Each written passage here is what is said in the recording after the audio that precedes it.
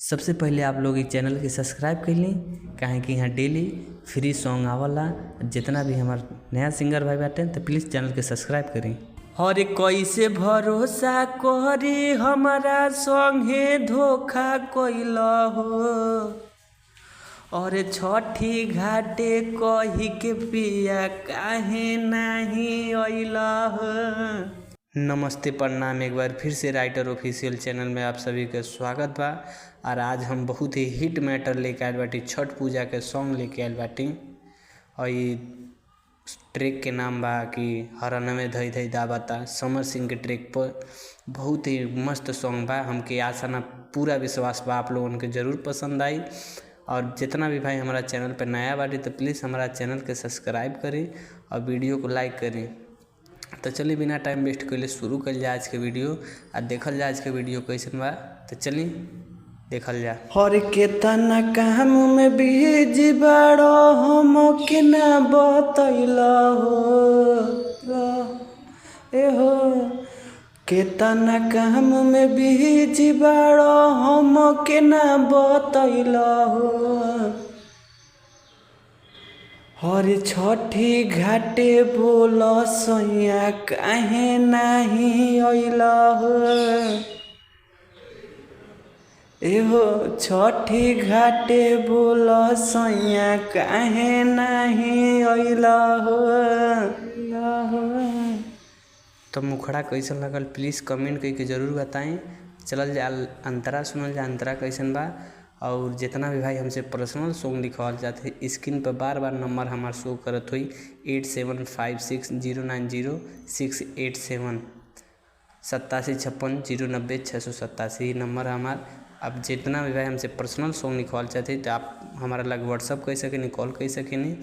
और ट्रैक पर हम 200 के रुपये में हम लिख देनी ट्रैक पर गाना। तो जितना भी भाई हमसे लिखवाल जाते पर्सनल गाना तो संपर्क करें। तो चलिए बिना टाइम वेस्ट कर शुरू कर लिया अंतरा देखल जा कैसन बा। जितना भी भाई नया बाटे तो प्लीज़ चैनल के सब्सक्राइब करें। चलिए सुनल जाए अंतरा। अरे पूछो तनी इतना रुपया के कराला कहमइबा हो, साल भर में परब के दिन डिप्टी तू लगइबा हो। और पूछो तनी इतना रुपया के कराला कहमइबा हो, साल भर में परब के दिन डिप्टी तू लगइबा हो। और कैसे भरोसा करी हमारा संगे धोखा कइला हो, और छठी घाटे कही के पिया काहे नहीं अइला हो, और छठी घाटे कही के पिया काहे नहीं अइला हो। तो चलिए चलो जा लास्ट अंतरा के तरफ। और उससे पहले आप लोगों से रिक्वेस्ट बा कि हमार अगला गाना कौन ट्रैक पे आवे प्लीज़ कही के कमेंट करें, ज़रूर करें। कमेंट करके बताएं कि हम अगला वीडियो कौन गाना पे लेके आएँ, कौन ट्रैक पे लेके आएँ। न्यू ट्रैक हिंदी भोजपुरी जौन भी होके आप कमेंट करें, हम जरूर लेके आए। ये हमारा आपसे वादा बा। तो चलिए देखो जा लास्ट अंतरा कैसन बा। और जितना भी भाई हम कहते हैं फिर से आप चैनल पर नया बाटी तो प्लीज़ चैनल को सब्सक्राइब करें।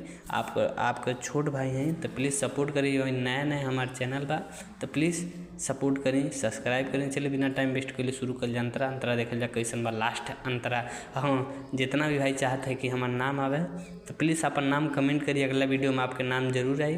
तो बिना टाइम वेस्ट के लिए शुरू कर जा लास्ट अंतरा। अरे जय की राजय पिया तोहके केतना हम समझाइले, और के टाइम काहे पिया एने उने बगाइले। अरे जय की राजय पिया तोहके केतना हम समझाइले, और के टाइम काहे पिया एने उने बगाइले। और की छठी माई के कृपा से तू पापा होए गइला हो, तो छठी घाटे पिया बोल काहे नहीं अइला हो, और छठी घाटे पिया बोल काहे नहीं अइला हो। चलिए मिलते हैं नेक्स्ट वीडियो में। धन्यवाद।